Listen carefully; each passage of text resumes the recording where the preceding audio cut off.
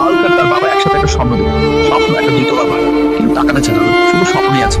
প্রধানজি, আমরা 2 তলা বাড়ি বানাতে চাই, আপনি কি একটু সাহায্য করবেন?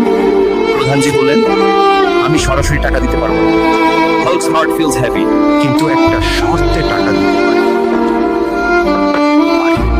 প্রধানজি বলেন, জঙ্গলে একটা বুনো শুকর আছে, ওটা ধরে আমার বাড়িতে এনে দিলে আমি টাকা দেবো। এক মুহূর্ত দেরি করে না পাবো, সে সোজা জঙ্গলের দিকে রওনা দেয়, কারণ এই লড়াই তার স্বপ্নের জন্য। হাল্ক আরো শক্তিশালী। দীর্ঘ লড়াইয়ের পর হাল্ক বুনো শুকর ধরে ফেলে, সে একটুও থামে না।